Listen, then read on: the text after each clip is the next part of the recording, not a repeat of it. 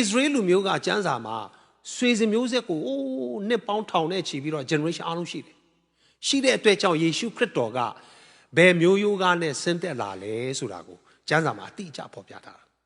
။အယံထူးဆန်း။ဒါကြောင့်အခုယာဇဝင်ချုပ်ထဲမှာကြည့်မယ်ဆိုရင်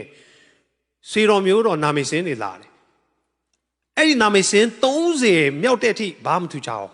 ။ဖတ်တယ်ပြင်းစရာကောင်းတယ်။ဒါပေမဲ့30နာရောက်တဲ့အခါမှာကျတော့ကျမ်းစာကထူးထူးခြားခြားရပ်သွားတယ်မှာ Jabez ဆိုတာကမြန်မာလိုမှာတော့ယာဘက်လို့ပြောထားတယ်အဲ့ဒီနာမည်ရောက်လာတဲ့အခါကျတော့နာမည်စင်းပဲဆက်သွားတာမဟုတ်ပဲနဲ့အပိုက်နှစ်ခုလေးပဲရှိတယ်ဒီကျမ်းတအုပ်လုံးမှာအပိုက်နှစ်ခုလေးပဲကျမ်းပိုက်နှစ်ခုလေးနဲ့ပဲလူတယောက်အကြောင်းကိုဖော်ပြပြီးတော့ထူးခြားစွာဖော်ပြထားတာအရင်စိတ်ဝင်စားစရာကောင်းတယ်ဒီကျမ်းနှစ်ပိုက်ကသူ့ရဲ့တမိုင်းကြောင်းတစ်ခုလုံးကိုအဆအဆုံးချုပ်လိုက်တဲ့သဘောမှာရှိတယ်အဲ့တော့ရွှေစင်မျိုးဆက်ကိုပြောပြီးတော့ယာဘက်အချိန်ရောက်လာတဲ့ခါကျတော့ generation 31မှာရောက်လာတဲ့အချိန်ကျတော့ဟုတ်တာယာဘက်အကြောင်းကိုနည်းနည်းလေးချက်ထွင်ပြီးရေးလိုက်အောင်ဘာလို့ဆိုဒီလူကထူးခြားတော့သူဖြစ်တယ်ကျမ်းစာမှာပြောတယ်ဆိုတော့ထိုအဆွေမျိုး၌ယာဘက်ဒီဗါလဲအားလုံးပြောထူးဆန်းတော့သူဖြစ်တယ်ဟာတခြားလူတွေအကြောင်းပြောတဲ့အခါမှာကျတော့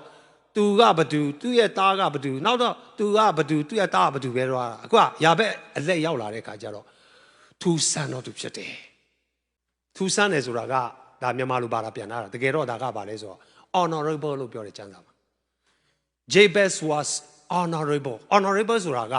တကယ်ဂုဏ်သိက္ခာစက်တည်ရှိတော့သူဖြစ်တယ်တမိုင်းတွင်တော့သူဖြစ်တယ်နော်ရာဇဝင်မှာဘာလဲဆိုတော့မြင့်မြတ်တော့သူတယောက်ဖြစ်တယ်လို့ကျမ်းစာမှာပြောတာဟာသူ့ရဲ့ရှေ့ကအမျိုးပေါင်း30ကသူ့ရဲ့အဖိုးဖေးတွေအားလုံး30ကိုပြောတဲ့အခါဘာမှမပြောထားဘူး။ယာဘက်အလက်ရောက်လာမှဒီလူကထူးခြားတယ်ရေးလိုက်အောင် honorable ဖြစ်တယ်။ဒါကဘာလဲဆိုတော့ဘလို့ထူးခြားတာလဲ။နော် तू ဘာမှဘလို့လောက်သွားတယ်ဆိုတော့မပြောခင်မှာကျမ်းစာမှာအရင်ဆုံးပြော तू ကထူးခြားတော့ तू ဖြစ်တယ်အရင်လား။ဆိုတော့ तू တမိုင်းကပို့ပြီးတော့ထင်ရှားတာကိုဖော်ပြတယ်။ तू ဘာလုပ်တယ်ဆိုတာကအများကြီးမပြတာဘူး။ဒါပေမဲ့သူ့နာမည်လာလိုက်တာနဲ့ဗာလဲဆိုတော့ယာဘက်ကထူးခြားတယ်ထူးဆန်းတဲ့သူဖြစ်တယ်အထူးခြားတဲ့ယာဘက်ကဒီလူကတသေးတကြွယ်လားမဟုတ်ဘူးအမတန်ထူးခြားတယ်ဒါပေမဲ့တာမန်လူပဲတာမန်လူဘဝကနဲ့ရိုးရိုးအညတရလူဘဝကနဲ့ထူးခြားတော့သူဖြစ်လာတာတဲ့တက်တာဟာလေဒီနေ့တမိသားစုထဲမှာဆွေမျိုးတန်းဝိုင်းထဲမှာဘုရားကထူးခြားစွာရွေးကောက်ထားတော့သူတွေဖြစ်တယ်အာမင်တဲ့ညီကိုတွေမောင်မတွေထဲမှာတင်ကအားလုံးနဲ့မတူဘူးတမှုထူးခြားစွာနဲ့မိသားစုထဲမှာပထမဆုံးထိုးဖောက်လာတာပထမဆုံးကောင်းကြီးခံစားပထမဆုံးအိမ်ပိုင်ယာပိုင်ကားပိုင်ဖြစ်လာတဲ့သူဖြစ်မလားဒါကဘာလဲကျေးဇူးတော်ချီးမွမ်းစရာတွေဖြစ်တယ်အာမင်ဘလို့ထူးခြားလဲဆိုတော့သူ့ရဲ့ကျမ်းပိုက်ကိုအပိုက်ငယ်ကိုသွားတော့အခါမှာထိုအဆွေမျိုး၌ယာဘက်တီထူးဆန်းတော်သူဖြစ်၏သူ၏အမိကငါသည်ပြင်းစွာသောဝေဒနာကိုခံ၍ဤသားကိုမြင်ရပြီဟုဆိုလျက်ယာဘက်အမိဖြစ်မဲ့လေဟာထူးဆန်းတာကလည်းဘယ်လိုထူးဆန်းတာလဲလို့လေ့လာကြည့်တဲ့အခါကျတော့ तू ကရှင်ပင်လည်းမဟုတ်ဘူးတသေးတကြွယ်လည်းမဟုတ်ပညာတတ်လည်းမဟုတ်ဘူးတာမန်လူဘဝ तू အစာပြုတ်လာတာကလုံးဝမကောင်းဘူးမိသားစုကဆင်းရဲတယ်အဖေမေကအစမပြေဘူးဒါကြောင့်သူ့အမေကဝမ်းနေလို့သူ့မွေးလာတဲ့အခါပါပြောလဲဆိုတော့ကြေကွဲစရာနာမည်ကဘာလဲဆိုတော့ sorrow တဲ့ sorrow ဆိုတာ one nation နာမည်ကယာဘက်ဆိုတဲ့အတိတ်ပဲကဘာလဲဒုက္ခပေးတဲ့လူနာမည်အတိတ်ပဲကကိုဘာလဲဟာဆင်းရဲတဲ့လူနာမည်ကကိုဘာလဲဆိုတော့ one nation စရာကောင်းတဲ့လူ sorrow painful လို့ပြောတာအင်္ဂလိပ်လိုဒါပေမဲ့သူ့ဘဝကိုအဲ့ဒီနာမည်နဲ့အဲ့ဒီဘဝကနဲ့သူကဘာလဲဆိုတော့အဲ့ဒီဘဝထဲမှာပဲသူကပြီးမသွားဘူးဗျကျမ်းစာမှာပြောပြီးသားထူးခြားတော့သူဖြစ်တယ်ကျမ်းစာသမိုင်းထဲမှာနာမည်ကိုပြောတိုင်းမှာနာမည်ရဲ့အနောက်ွယ်မှာကသမိုင်းကြောင်းရှိတယ်အခုယာဘက်ရဲ့သမိုင်းကြောင်းတော့မကောင်းမွေးလာကြတဲ့ကမကောင်းကျွန်တော်တို့ရဲ့အသက်တာကိုအတိတ်ဘဝနဲ့နော်ကိုတက်လာတဲ့မိသားစုရဲ့အခြေအနေအဖြစ်အကန့်အသတ်မဖြစ်ပါစေနဲ့ဟာငါဆင်းရဲငါပညာမတတ်ဘူးငါမိဘတွေကပညာမတတ်ဘူးဆိုပြီးကိုလည်းပညာမတတ်ဘူးဆိုတဲ့ခံယူချက်ငါမိဘတွေကဆင်းရဲတယ်ငါလည်းဆင်းရဲရမယ်ဆိုတဲ့ခံယူချက်မဟုတ် ငါမိဘတွေကနော်ဒီလိုဝေဒနာတွေရှိတယ်ဒါကြောင့်ငါလည်းဒီလိုဝေဒနာရှိတယ်ဆိုတာမဖြစ်ပါစေနဲ့ဖခင်ကပြောင်းလဲပေးနိုင်ဖခင်ကတင့်ဘွားကနဲ့အစပြုပြီးပြောင်းလဲပေးနိုင်တော့ဘုရားဖြစ်တယ်အဲ့တော့ဘယ်လိုပြောင်းလဲပေးမလဲဆိုတော့ကိုယ်တိုင်လဲလိုချင်တောင်းတတဲ့စိတ်တော့ရှိရငါမိသားစုလဲဒီလိုပဲငါလဲဒီလိုပဲဆိုပြီးတော့ပြောင်းလဲခြင်းစိတ်မရှိဘူးလိုလားခြင်းစိတ်မရှိဘူးဆိုရင်ကျွန်တော်မပြောင်းလဲနိုင်လိုချင်တဲ့ဆန္ဒတော့ရှိရအဲ့တော့အပိုက်ငယ်30မှာပါပြောယာဘက်ကလည်းကိုတော်ဒီအကျွန်ုပ်ကိုအစင်ကောင်းကြီးပေး၍တစ်ချက်ချင်းကျွန်တော်ဒီမှာသွားခြင်းတယ် Oh that you bless me indeed ကိုတော်ဒီအကျွန်ုပ်ကိုအစင်ကောင်းကြီးပေးပါ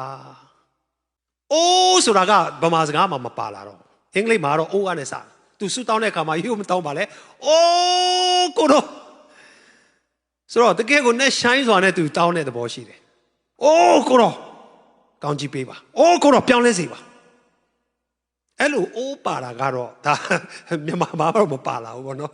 ဒါလေးနဲ့မှုပြတာအဲ့တော့ तू အစင်ကောင်းကြီးပေးပါတယ်ဒီနေ့ကျွန်တော်တို့ကောင်းကြီးကိုတောင်းခံတဲ့အခါဘယ်လိုမြင်လဲကောင်းကြီးပေးပါလို့ပြောတော့ကျွန်တော်ငွေတွေရွှေတွေပဲမြင်အိမ်ချမ်းတွေကားတွေပဲမြင်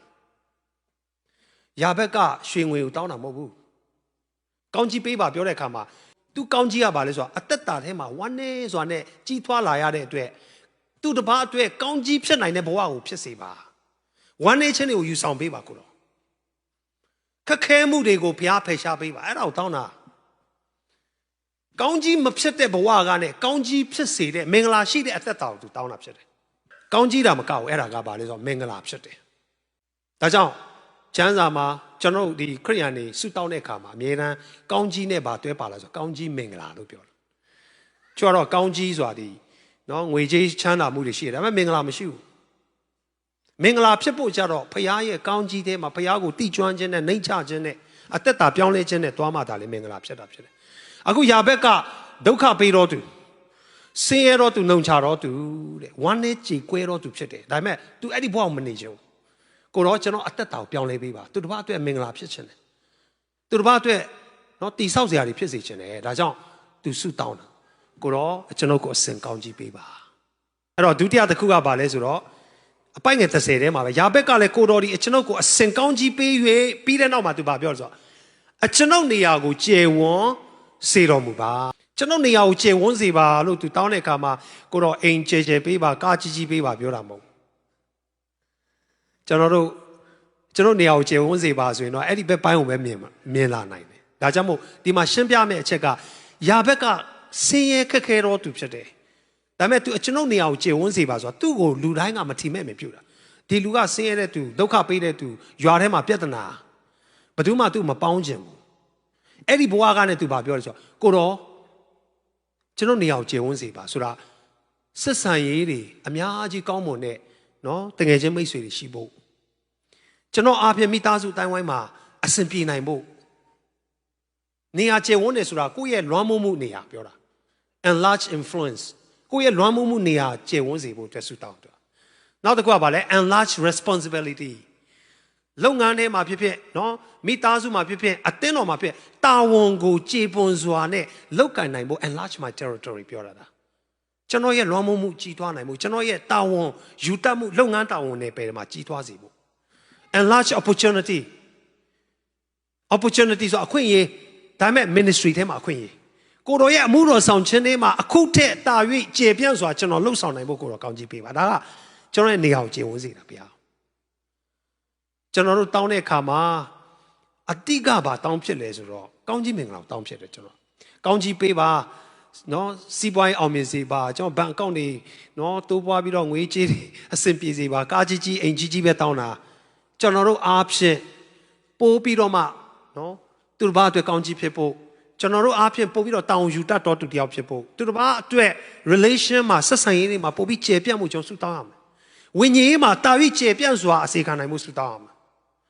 အဲ့တော့ကျွန်တော်ဒီလိုဆုတောင်းခြင်းမှန်သမျှကဘာလဲဆိုတော့ကိုကောင်းစားဖို့တဲ့ကိုအားဖြင့်ဖျားပုံးထင်ရှားဖို့ဆုတောင်းတာကွာဒါကြောင့်ယာဘက်ရဲ့ဆုတောင်းကအမတန်ထိရောက်တဲ့ဆုတောင်းဖြစ်တယ်အဲ့တော့နောက်တစ်ချက်မှာကျတော့သူဘာတောင်းလဲဆိုတော့ဒီမှာအင်္ဂလိပ်ကိုလိုက်ပြီးတော့ကျွန်တော်ပြောတော့မယ်ဘာလို့ဆိုမြန်မာလိုမှာတခါလေအင်္ဂလိပ်နဲ့ပြောင်းပြန်ဘာသာပြန်တဲ့အတွက် မြန်မာလူမာကနောက်မှလာတဲ့အင်္ဂလိပ်မှာအရင်ဆုံးလာဒါကြောင့်မို့ဗာလဲဆိုတော့နောက်တစ်ချက်ကနော်ကျွန်ုပ်မြင်နေအောင်ကျင့်ဝန်းစီပါပြီးတဲ့နောက်မှာသူဘာတောင်းလဲဆိုတော့ your hand would be with me လက်တော်ဒီအကျွန်ုပ်ပေါ်မှာတည်ပါစေလက်တော်ဒီအကျွန်ုပ်ဘက်၌နေ၍ကိုရောရဲ့လက်တော်အကျွန်ုပ်ပေါ်မှာရှိပါစေတဲ့သူဆုတောင်းအဲ့တော့လက်တော်ဆိုတာကကျမ်းစာမှာဘာကိုဖော်ပြချင်တာ let your hand be with me ကိုရောလက်တော်ဒီအကျွန်ုပ်ဘက်၌နေ၍ဆိုတာဖခင်သခင်ရဲ့လက်တော်ကတင့်ပေါ်မှာကြားရောက်တယ်ဆိုတာကတင့်ကိုမားစားတာဖြစ်တယ်ဖခင်ရဲ့တကူတော်အပြင်တင့်ကိုလမ်းပြတယ်နော်ဖခင်ရဲ့ကွယ်ကာခြင်းကိုပေးတယ်လက်တော်ကနောက်ပြီးတော့လက်တော်တက်ရောက်တယ်ဆိုတာတင့်ပေါ်မှာဖခင်မျက်နှာတာတက်ရောက်ဘာလို့ဒါဝိဒ်ကိုနော်ပရောဖက်ရှမွေလကစီလောင်းပြီးတော့မှလက်အပြည့်နော်ကောင်းကြီးပေးတယ်လက်တင်ပြီးတော့ကောင်းကြီးပေးတယ်လို့ပြောလို့ရတယ်ဟုတ်တယ်နော်ဆိုတော့လက်တော်ကဖခင်ရဲ့မျက်နှာတာကောင်းကြီးဗိတ်သိက်ခြင်းကိုလည်းပေါ်ပြတယ်နောက်ဆုံးတစ်ခုပြောမယ်ဆိုရင်ဖခင်ရဲ့လက်တော်ကျွန်တော်နဲ့အတူရှိပါစေဆိုတော့ဖခင်ရဲ့မဆခြင်းနဲ့ဖခင်အတူပါရှိခြင်းအဲ့ဒါကိုသူတောင်းဒါကြောင့်ကျွန်တော်ဆုတောင်းတဲ့အခါမှာဖခင်ရဲ့ကောင်းကြီးကိုပဲမတောင်းပါနဲ့ဖခင်အတူပါရှိခြင်းကိုတောင်းပါအဲ့တော့ဖခင်နဲ့အမြဲတမ်းတွာလာရှိတော်သူကတော့အခြေအနေတိုင်းမှာမင်္ဂလာရှိတော်သူဖြစ်တယ်လို့ကျမ်းစာမှာပြောတယ်ဒါကြောင့်ယာဘက်ကဘာတောင်းလဲဆိုတော့ကိုတော်ရဲ့လက်တော်ကျွန်တော်ပေါ်မှာရှိပါစေကိုတော်ရဲ့အတူပါရှိခြင်းကိုသူတောင်းတာဖြစ်တယ်ကောင်းကြီးရှိပြီးတော့ဖခင်မရှိရင်အသက်တာပြိုလဲသွားနိုင်ကောင်းကြီးမရှိပြီးနော်ဖခင်မရှိပြီးတော့ကောင်းကြီးပဲရှိနေတဲ့မိသားစုတွေအများကြီးနော်ပျက်စီးသွားတယ်ဒါကြောင့်အရေးကြီးဆုံးကဘာလဲဆိုတော့ဖခင်ကိုလူတယ်ဖခင်ရှိရင်ကောင်းကြီးပဲရှိဘာပဲရှိကောင်းကြီးထဲမှာလဲကျွန်တော် praise the Lord ဖခင်ဘုန်းထင်ရှားမှာခက်ခဲခြင်းမှာလဲကြန့်ခိုင်စွာရဲရင်စွာကျွန်တော်ဖြတ်တန်းနိုင်မှာဖြစ်တယ်အဲ့တော့နောက်တစ်ခုကိုတွားမယ်ဆိုရင် you would keep me နော်ကိုရောလက်ကျွန်တော်နဲ့အတူပါရှိပါလို့တောင်းတဲ့အခါမှာနောက်တစ်ခုကပါ you will keep me from evil and that I may not cause pain တဲ့ကြည့်ဆိုလိုတာကအကျွန်ုပ်ဒီဘေးဥပအနောက်ရှက်နဲ့ကင်းလွတ်ပါမိအကြောင်းအင်္ဂလိပ်မှာဒီဟာနှစ်ချက်ဖြစ်တယ်နော်သူဘာပြောလဲဆိုတော့ဘေးဥပအနောက်ရှက်စုံစမ်းခြင်းတွေနဲ့ကျွန်တော်ကိုကွယ်ကာပါနံပါတ်1နံပါတ်2ကကျွန်ုပ်အားဖြင့်သူတစ်ပါးကိုထိမိလဲစရာမဖြစ်ဖို့ကိုတော့ကွယ်ကာပါကြည့်နှစ်ခုနော်သူဘာလို့ပြောလဲဆိုတော့သူ့နာမည်က sorrow ဝမ်းနည်းတော့သူဒုက္ခပေးတော့သူ့နာမည်အဲ့တော့တစ်ချိန်လုံးသူ့အားဖြင့်ကသူတစ်ပါးအတွက်ဒုက္ခပေးပြီးတော့ထိမိလဲစရာဖြစ်နေတဲ့ထဲကနေသူဘာပြောဆိုဒီနေ့ကနေစပြီးကိုတော့ကျွန်တော်အားဖြင့်ကောင်းကြီးဖြစ်စေပါနောက်တစ်ခုကကိုတော်ဒီကျွန်တော်ကိုမကောင်းရန်ဘေးအမျိုးမျိုးမကောင်းသောစာရန်နောက်ဆက်ခြင်းစုံစမ်းနောက်ဆက်ခြင်းတွေကနေကျွန်တော်ကိုကွယ်ကာပါယေရှုခရစ်တော်ကြောင့်အဲ့လိုတင်လားမတင်ဘူးလားနော်စုံစမ်းနောက်ဆက်ခြင်းတွေကနေလွတ်မြောက်မိအကြောင်းကျွန်တော်တို့ကိုဆုတောင်းခိုင်းတာဖြစ်တယ်အခုယာဘက်လည်းအဲ့လိုတောင်းတာပြုပြင်ပြောင်းလဲခြင်းနဲ့တန်ရှင်းခြင်းအသက်တာထဲမှာကျွန်တော်ထားပါကိုတော့သူရဲ့ဆုတောင်းခြင်းအရာကိုနှိမ့်ဆိုင်ပါတယ်ညီကောင်မောင်တို့ဒီနေ့ကျွန်တော်ရဲ့ဆုတောင်းခြင်းကိုပြောင်းဖို့လိုတယ်ကျွန်တော်တို့ကစိတ်နှလုံးသားထဲမှာတကယ်ကိုဖခင်ကိုကိုးကွယ်ယုံကြည်ကျွန်တော်ဖခင်ကိုအစေခံနေခြင်းကကောင်းကြီးတစ်ခုတည်းအတွက်လားဒါမှမဟုတ်တကယ်လဲကျွန်တော်တို့အသက်တာပြောင်းလဲဖို့နဲ့ကိုယ်အားဖြင့်မိသားစုနဲ့ကိုယ်စိတ်မျိုးတိုင်းဝိုင်းကိုယ်အားဖြင့်နော်သူတစ်ပါးပြောင်းလဲဖို့လားဆိုတာကိုဒီအခြေခံကိုတွားပြီးတော့ကျွန်တော်စစ်ဖို့လို့ငါကိုဒီမူရင် motive ပေါ့ကျွန်တော်ငါကိုဖခင်ကိုချင်းကပ်ကလေးကနဲ့ဖခင်ကိုလိုချင်စွာနဲ့အသက်တာပြောင်းလဲခြင်းတော့စိတ်နဲ့တောင်းဖို့လိုပါတယ်အသက်တာမှာဖခင်သခင်ကိုရပြီးစစ်မှန်တော့ပြောင်းလဲခြင်းနဲ့လာပြီဆိုရင်အဲ့ဒီလူမှာကနော်ခိုင်မာတဲ့မင်္ဂလာရှိတဲ့အသက်တာကိုကျွန်တော်ရှင်းလင်းစွာမြင်တွေ့ရမှာဖြစ်တယ်အဲ့လိုဆုတောင်းတတ်တဲ့အတွက်ကြောင့်ယာဘက်ကထူးဆန်းတော်သူဖြစ်တယ်ယာဘက်ကအသေးရှိတော်သူဖြစ်တယ်တမိုင်းတွင်တော်သူဖြစ်တယ်ကျမ်းစာမှာတောင်းတော်စုကိုဘုရားသခင်ပေးသနာတော်မူဘုရားကလွယ်နဲ့သူ့ကိုပေးလိုက်တယ်ဟော तू ကတောင်းတတ်တာ तू ကဒီနေ့ကျွန်တော်ဆုတောင်းတဲ့အခါမှာစိတ်နှလုံးပါစွာဆုတောင်းပါဉာဏ်ရှိစွာဆုတောင်းပါကိုယ်အသက်တာကောင်းစားဖို့တခုတည်းမဟုတ်ဘဲနဲ့ကိုယ်အားဖြင့်ဘုရားဘုန်းထင်ရှားဖို့ကိုရည်ရွယ်ပြီးတောင်းပါကိုယ်အားဖြင့်သူတစ်ပါးအတွက်ကောင်းကြီးဖြစ်ပြီးတည်ဆောက်ဖို့ကိုကျွန်တော်တောင်းပါအဲ့ဒါကဘုရားနဲ့တက်တော်ဆုတောင်းခြင်းဖြစ်တယ်အဲ့တော့ဂျူးသမိုင်းမှာပြောလဲဆိုတော့ဒီဂျူးတွေရဲ့ဒီတာဂွမ်နဲ့ထမုတ်ဆိုတဲ့သူရဲ့သမိုင်းထဲမှာဒီယာဘက်ဆိုတဲ့လူကပညာရှင်ဖြစ်လာတယ်သူက